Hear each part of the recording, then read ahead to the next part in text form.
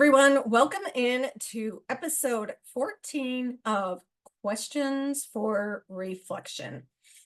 This is a time and a space where we go into the energies of what's been going on and look back and see if we can tell that the energies have been affecting us, most of them very subtly.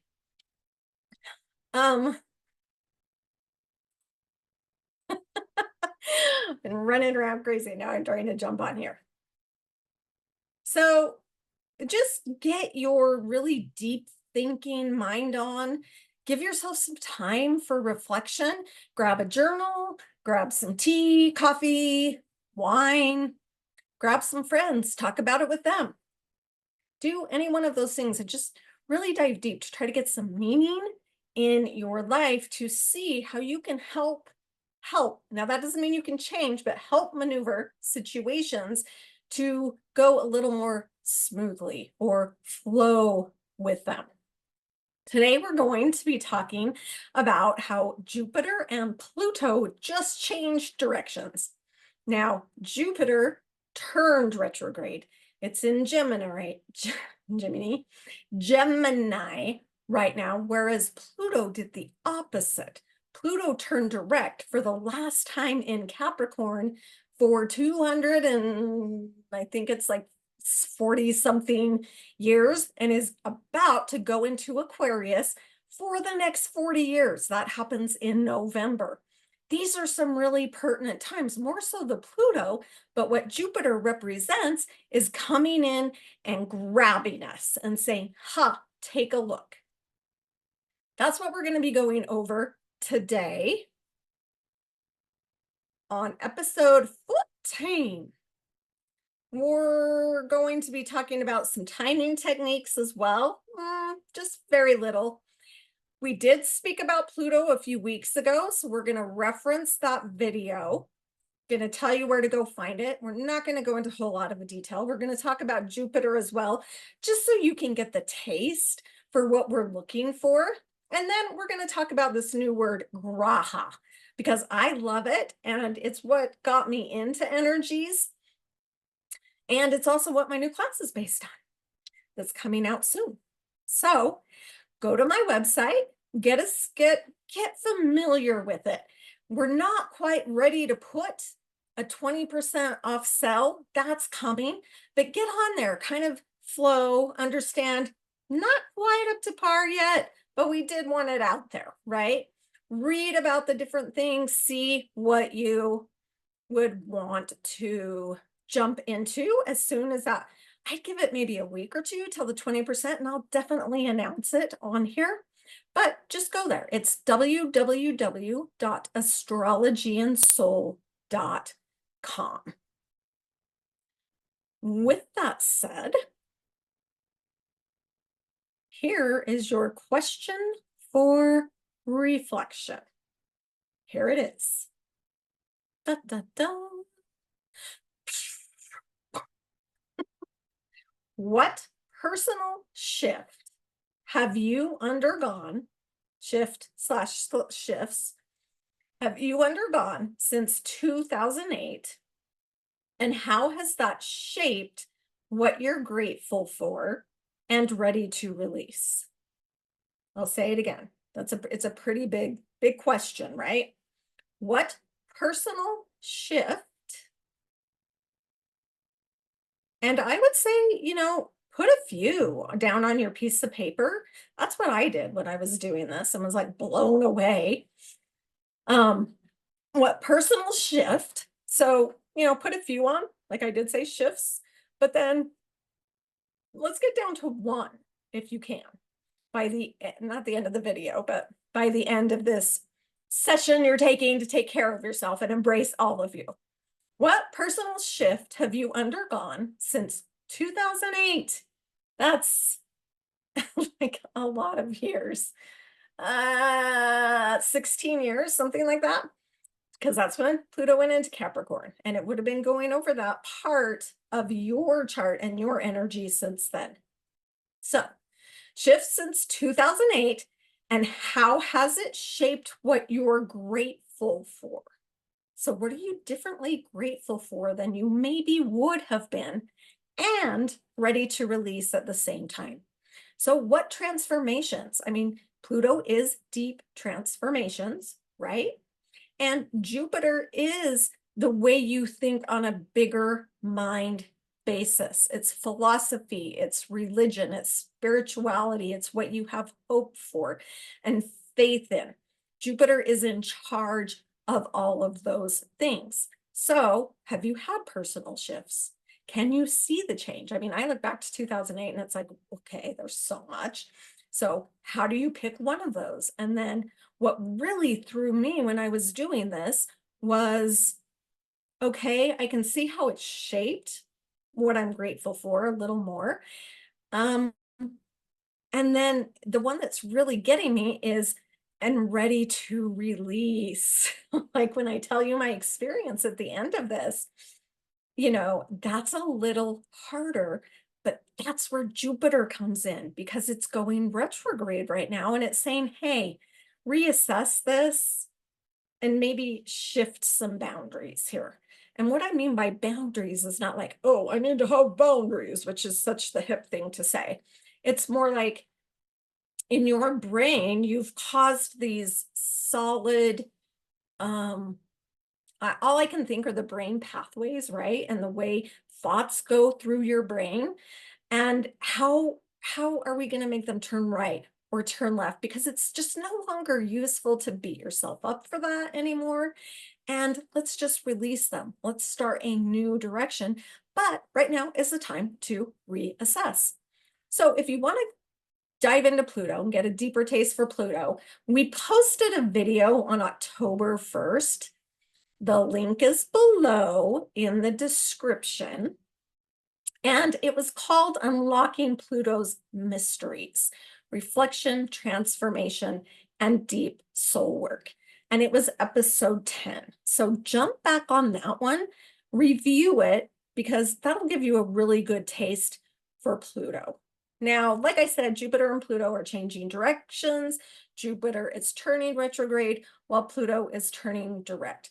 There are dates on these, but I think what we really need to know is that Jupiter entered its, so it entered Gemini. I don't quite remember when, but it entered its zone, like its retrograde zone on July 15th.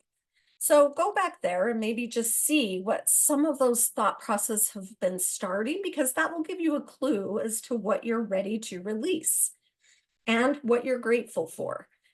So again, go back to July 15th. Now, these things happened. They were perfectly aligned. Jupiter stopped and turned retrograde on the 9th of October, and Pluto went forward on October 11th. So, as you know, I call these life cycles of change.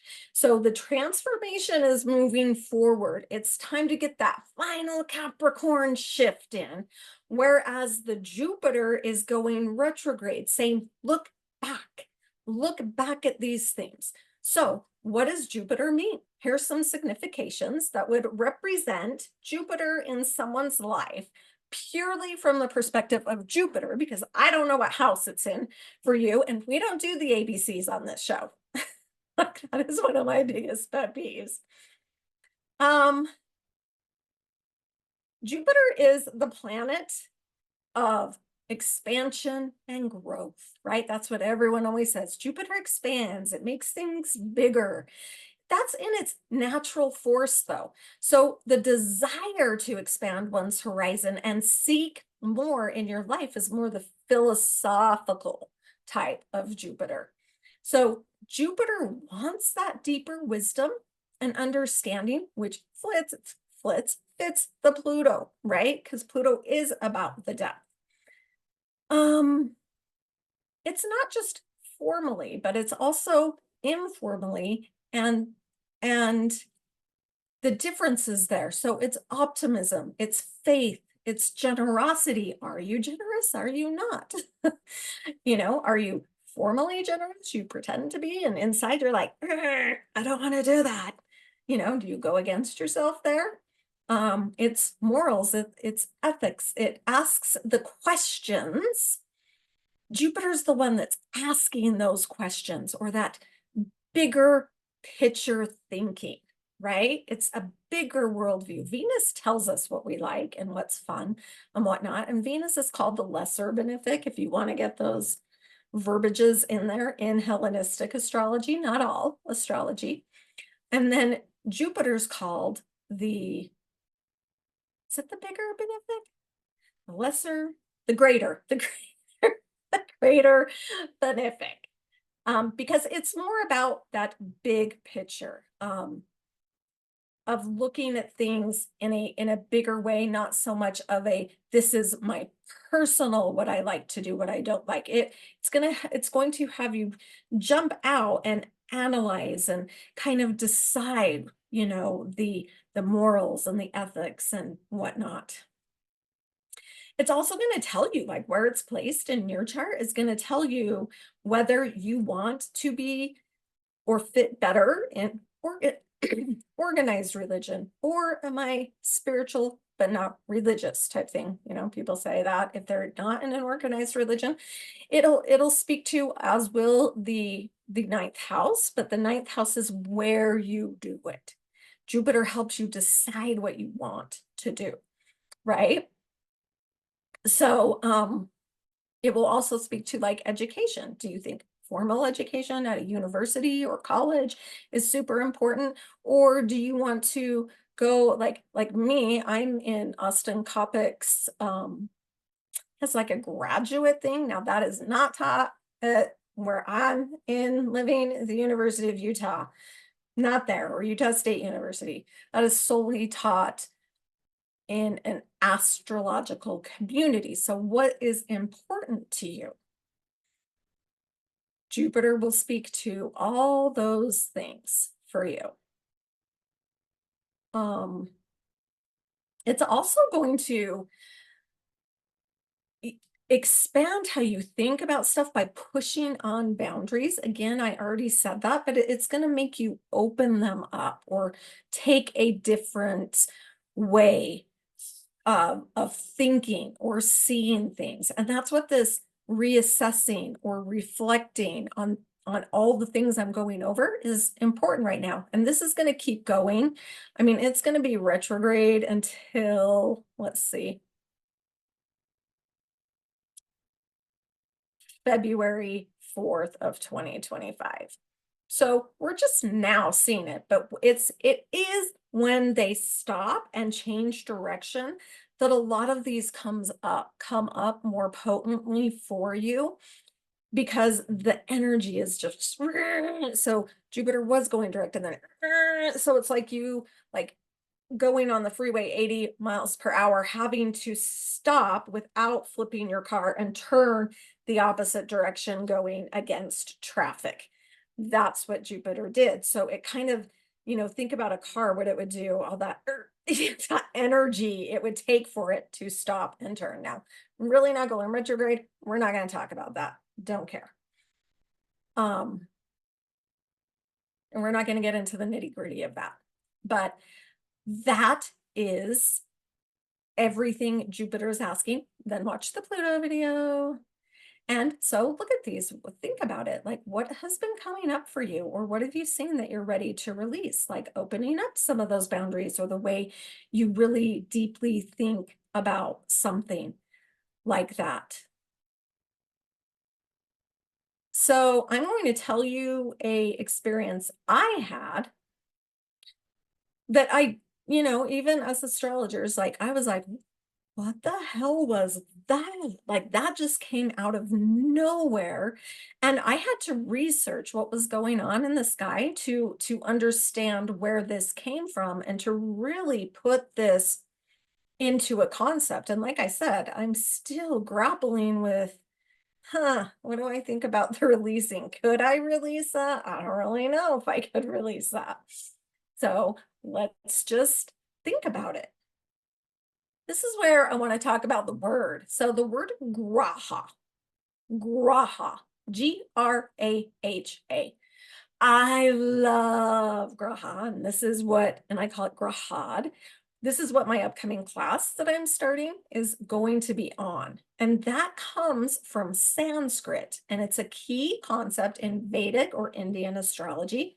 So the literal translation of graha is to seize or to grab, like grab you. It's derived from the root verb grh or gra, which means to grab or to hold. So that is thought of a lot in Vedic astrology, and the planets are called grahas because they are believed to have the power to seize or influence one's life, mind, and emotions. So the concept implies that grahas exert this strong, almost magnetic influence over individuals, shaping their experiences, their thoughts, their behaviors, and, partly destiny, which I don't even want to open up that door.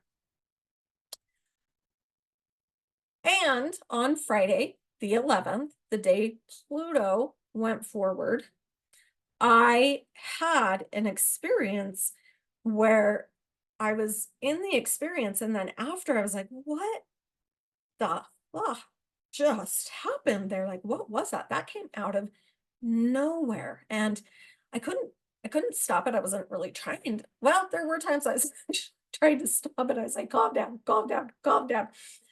And it was just flowing over me. But this is just how astrology works. It's subtle or sometimes not so subtle like that.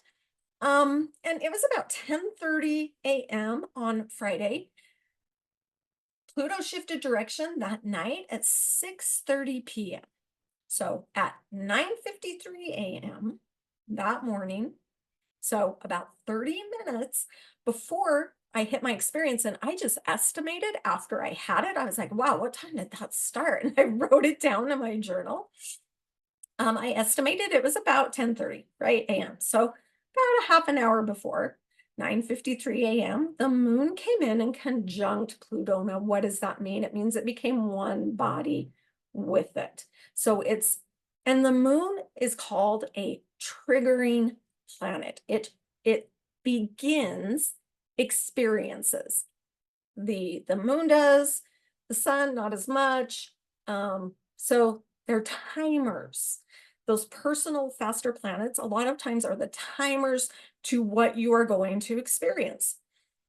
Not only that, but on Sunday, the sun trine to Jupiter, just adding to that momentum. Now, the sun wasn't exactly trining Jupiter. Now, whenever I talk about trining, it's those subconscious things that happen on Friday, but also remember we talk about the 3-degree orb, which it was into that trine. So we had the sun trining Jupiter, the moon on Pluto, and Jupiter and Pluto both changing directions as the luminaries, the sun and moon, which are very important, came in and aspected them.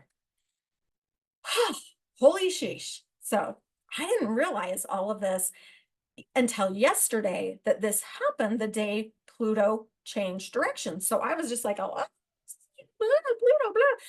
Didn't even realize till today, Jupiter also was in the mix, as well as the sun and the moon. Really, I was like, oh, that's what I think I'm going to talk about for questions for reflection. And started researching and was like, oh my gosh, this is when I get so, I'm like, oh my God, oh my God, oh, look at that, look at that, look at that. So astrology normally is not for people who you want these big, huge, dramatic experiences that come out of the blue, because stuff is happening all the time. They are very subtle, sometimes not as subtle, but this has stuck with me all weekend. This happened for me on Friday. Today is a Monday. And it's caused me to really, really think and go into a lot of just philosophical thinking, which I do anyway. But this has just triggered a lot of questions for me. So, what had happened Friday morning is I was just cleaning up my kitchen. Yeah, easy as that. And just started thinking about Pluto out of the blue. Didn't know Pluto was changing signs, and like, oh, it's leaving Capricorn for the final time and heading into Aquarius for 40 years, let me reminisce. I just decided I'm going to reminisce about the things that have happened to me since Pluto went into Capricorn. Now, I am not like, please, I'm not like, this isn't normal. Okay. There's been so much for me. Like my husband died. I found out family secrets. Um, like big life altering, traumatic things. Very, very traumatic. So as I'm going over all of these and just really thinking about everything we had to deal with, after Rick died, because he died in 2010, so right after my Jupiter is there, right? So I was just really thinking about his death and how that occurred, and my poor cute beautiful boys who were so young, 14, 12, 10, and 5. And it left me to raise them on my own, and all the things we've experienced through that time, and all the trauma they had, and all the trauma I had, and all the normal things teens go through. And then let's add on top, their dad collapses out of the blue and passes away. And me, the mom, is now left out of the blue with this humongous task of raising them. And I took it so, so seriously. I have a cancer son, right? And there was just something in me that just spoke to, like, you have to do this and you have to do this well. And people attacking your decisions. And I mean, if any, like, one thing this has really taught me is shut the fuck up about what anyone else is going through. Seriously, you don't know. I've had people make so many stupid comments, just stupid, like, well, if that happened to me, I would do this. It's like, you don't know that. You're sitting next to your spouse. Shut the up. Anyway, so a lot of anger, yes, a lot of bitterness, a lot of really thinking though, and I am fairly non-judgmental. And we all judge in that first instant. That's my philosophy anyway. And then it's like, and what do you do with that judgment? What do you do with it after that? So there's all that. Oh, just normal stuff with teenagers, normal stuff with boys, and all the learning and the depth and the crying and the completely new life. And, I went from this soft place to land for my boys, and I don't know why this triggered in me to, like, these are boys. I have to be masculine now. So I shifted to this totally bad, strict, masculine, no more soft place to fall. And I mean, how traumatic for the kids after their dad just died. Then all of a sudden, mom's turned into something I don't even know who the hell she is. I can't even go to her now. And I mean, they still did, but geez, and that's just not even me, right?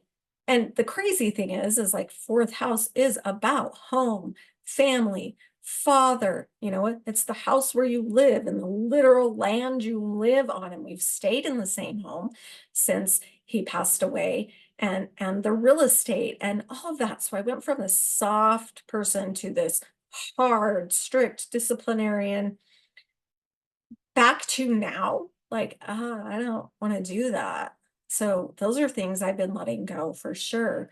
But what really came over me that day as I was thinking, and going through all of these different things was like, yeah, they say you're supposed to be grateful. And look what I've learned. Yeah, zero gratitude. If I could change it, I would. I'm like, no, that was messed up. And I hate that I had to go through that. More so, I hate my children had to go through that. Yes, when I get upset, I start saying the F word. So I'm like, F you, God, if you're there, or whoever made up this stupid plan, and all of that. And I'm sticking with it. That is still my attitude. Like, fucked up, shouldn't have had to do that. Okay. But what was really touching for me was just, all the different transitions I had gone through since that had happened and how hard it had been for my kids, for my four just beautiful, sensitive, loving, kind boys that, rarely people get to see that side of them, but I see it all the time.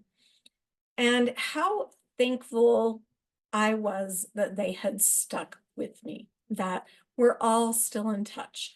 We're all still fairly close. We all still love each other. We all, just a few weekends ago, we were all here at the house all weekend. It is not abnormal to have at least one of my two children that don't live here for weekends or weeks, if they're just here visiting, and just how thankful I was to them that they didn't give up on me during that time because it was touch and go a few times. Really, I mean, I went through some big time struggles and they did too. And then when you're clashing together and you're struggling and they're struggling and trauma and messy, messy life. We all have messy, messy life. That is what life is. If you know someone who doesn't, please tell me. I want to know what they're doing. Anyway, that was my experience, and I'm having tears flow. And one of my sons walks in the kitchen. He rents my basement, and he was like, "Oh my gosh, are you okay?" And I'm like, no, and I just said to him, thank you for sticking with me. Thank you. I just kind of said, I'm thinking about dad dying and all the stuff and all the different phases. And I just love you so much. And I am just so thankful, and he said literally, you gotta let that go. Why do you keep holding on to that? Like, you did the best you could, and we love you and we know you did, like all of us know. And I said, well, maybe, yes. I mean, in that time and with the bandwidth I had, absolutely yes. I mean, I pushed probably way too much, and probably did more than I actually really could, which probably caused more damage for me and them in the long run. However, I said, yes, you're right. And I could have been better. So I'm thinking that is the part that I'm needing or wanting, or Jupiter saying, hey, release that. Just let go of it. Just let go of it now. Move on to something new. Push those boundaries, change that brain pathway, and we're here now and we're moving forward or something. I don't know. We'll see. And that was just I'm still very solemn because it overtook me. I literally felt grabbed by the universe and the energy and was pulled into this funnel of memories and feeling. And, like on, what is it, Harry Potter, the pensieve, right? Where you're seeing these memories and you're in this funnel type thing and you can just see and feel, and then being able to come back to the now. So that was my experience of being grabbed. Like I said before, it's almost this magnetic influence over you, and it can just seize you. And that's what my new class is going to be about. It's about teaching people how to understand what is grabbing them, their wiring, and how it's affecting them, and really getting into that and then seeing this process and flow. Like, honestly, I would not have even thought maybe that's something that I'm ready to release.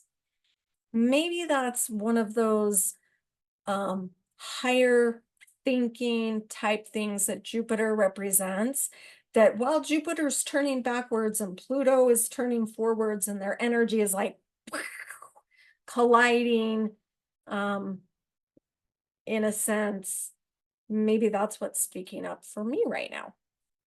So let's ask you, what personal shifts have you undergone since 2008? And how has it shaped what you're grateful for and ready to release? push stop. Take 10 minutes, take 15, set a timer. Just scribble stuff down for like 3 minutes, ideas that come to your mind. This is a really big one that could really help in your trajectory of life to get a handle on, because we all have those subconscious thoughts that we're living off of, right? Okay, so mine, kind of a shitty mom. I did this and this and this and this. Probably time to let that go. So, what is there now for you to let go? All right. Love you. Hope you have a great day. Seriously, take some time to think about this. Okay. Mwah. Bye-bye.